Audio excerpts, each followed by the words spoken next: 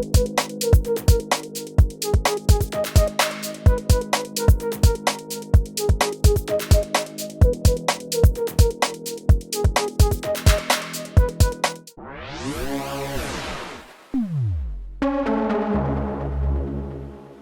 guys, welcome back to another tutorial, this time about breakbeats.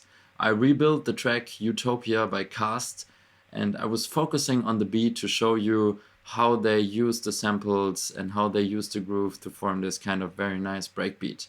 I've been using the Dark Melodic sample pack by weltsound, it's on our page, and by downloading the Ableton file down in the description you can get some of the samples, try them out already, and if you like them you know where to get the full thing. Rebuilding KAS isn't that easy because they use a lot of vocal samples, and I decided to focus on the beat, show you all the little details in the beat here, and we're gonna start right here with the kick drum and have a look at the MIDI pattern first. So you can see that there's this double hit in the beginning, and then this one here is also the same, but they have a little shift in the very first beginning of a bar. So let's check the pattern out in solo.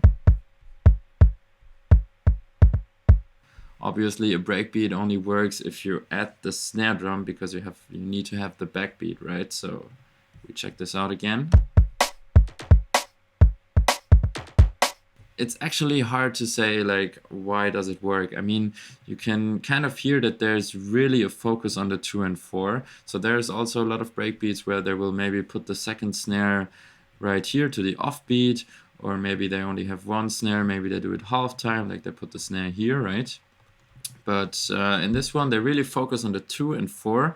So you can see that maybe that's the one thing that we have to get out of this. There is no kick drum on the 2 or the 4. So all the kick drum notes are playing between the snares, which gives the snare a lot of space and focuses the beat on this backbeat kind of style. And then we can have a look at the sample. It's from the pack I just talked about, Dark Melodic on weltsound.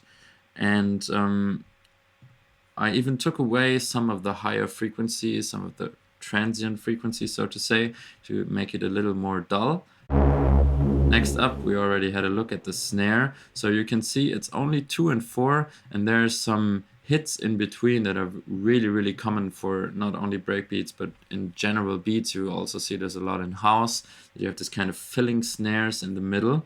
So what's interesting about the snare they're using is it's kind of a layer with a rim, or a rim-like sound. So for this one, we have this layer here. We can listen to this in solo. What I did here, I cut everything below 1 kilohertz because the lower frequencies I get from the second layer, and it's really only designed to have this kind of noisy snare tail. And then there's another snare sample that's from Ableton, and it's called Snare Vinyl, so it's a kind of more realistic sounding, acoustic sounding sample. And it actually gets really close to this kind of rim vibe. This is also happening when you hit the snare drum, but you kind of touch, you know, the border of the drum. And it sounds like this. I just applied some saturation and also took away some of the bass,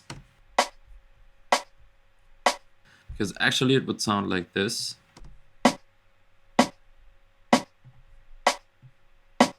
But we don't need these extra frequencies down here. It makes the snare feel much lighter and kind of snappier, you know? So the 2 layers together with the kick drum maybe. You notice that everything is kind of short and really snappy. So that what's really making the vibe of the breakbeat here is that everything hits very fast, has a short tail, and therefore feels kind of, you know, aggressive in a way. And the fills I made with another sample from the Dark Melodic sample pack, and it has this kind of very nice texture. So in general, those fill hits, you can do them with the same sound, but like maybe a little filtered. In this case, I preferred this one. You can hear it has this kind of fluttery feeling and also a lot of stereo information, so that worked really well here. Moving to the clap now, I'm going to show you how the accents are made in this breakbeat. So what we heard before, only the kick drum and the snare drum, this is already the right rhythm, you know, focus on the backbeat, no straightforward kick drum, but then there need to be accents, you know, and they happen throughout the clap here. So it's just a normal clap sample, kind of 909 type, and a hybrid reverb, 40% in here, because that was just fitting with the plate style. And I took away a lot of the lower mid frequencies, and we should have a look at the MIDI notes, how they are placed, because you can see I made a 16 bar pattern and it always looks a little different. Like this is the same, but this is different. Then this is kind of the same as this one, but this one again is a little different than that one. So I kind of tried to rebuild the exact accents they made in the track. And it's really important to have this reverb here to kind of open the space, but just for a short time. Because as I said before, everything is kind of snappy and has short tails, and this clap opens this up just for a brief moment to come back to the snappiness. So we'll have a listen and look at the MIDI notes.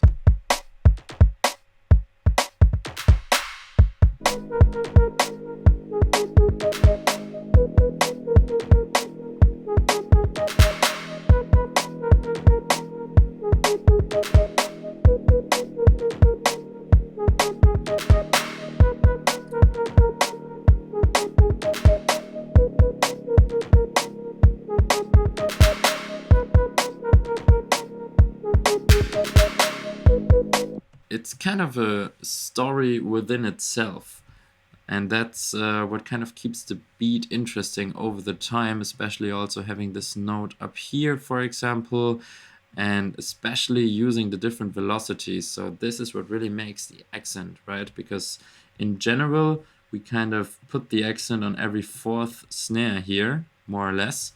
But some are bigger, some are louder. This one is not even really audible, or like it's audible, but it's more in the background. And this one is really up front, you know? So this is what the clap is all about. So last but not least, let's have a look at the hi-hats. That's another 3 samples here. One is a shaker, and the other 2 are hi-hats, also from the Dark Melodic Sample Pack from weltsound. And if we have a look at the pattern, you shouldn't be like confused. This is the same pattern all the time, but it's varying through the automations. So we have 2 different automations here. The first one is this one on the offbeat hi-hat, and it's the attack actually. So it kind of takes away a little bit of the transient from every 4th hi-hat. And here we have the sustain of the other hi-hat. It's the 16th note hi-hat that's playing all over the place here. And we have 2 different accents again, so they kind of work with the clap. You're gonna hear what I'm talking about in a second. So why don't we check this out layer by layer. First of all, we have the offbeat.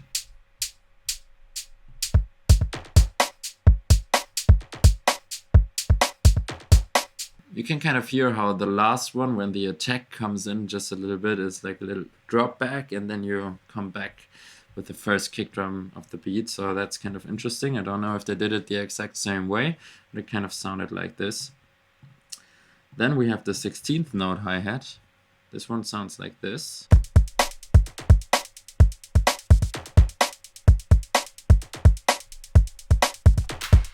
So you can kind of hear that those automations happen right before the clap comes in here. So this is kind of working together to form the whole groove. And that's actually a thing that you should memorize out of this video. Like if you do a beat in general, it's not only breakbeats, but especially for breakbeat, it seems kind of important. You should connect all the elements together. This is why I like to work with the drum rack, at least for a moment, because you can see everything, you know, you see everything right on top of each other. I mean, you can also use this trick by clicking one of the MIDI notes, of the MIDI clips, then clicking command, holding command, and clicking another one. You can even add several ones, and then you can see all of this together. But still, this is kind of, you know, hard to see it's hard to see everything here. I haven't showed you the last hi-hat, the shaker, so we should check this one out because it's also playing a little rhythm here. And what that is it's doing the same accents those little snare fills do. Not in the exact same groove, but on the right place, you know? So you can hear this very good.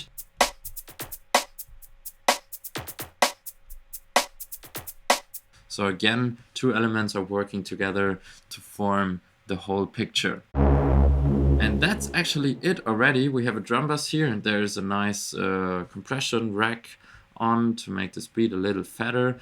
And it's from my artist pack. So let's have a quick listen to before and after here.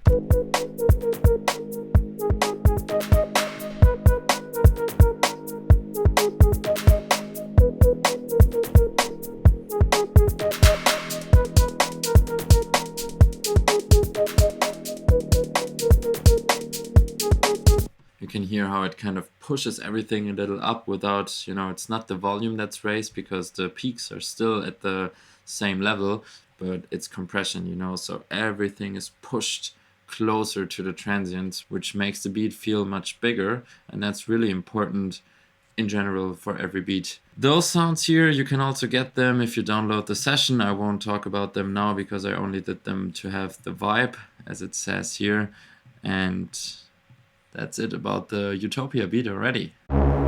Thank you for watching, and please let us know in the comments if you want any artists, labels, or kind of music to be analyzed or recreated here on this channel.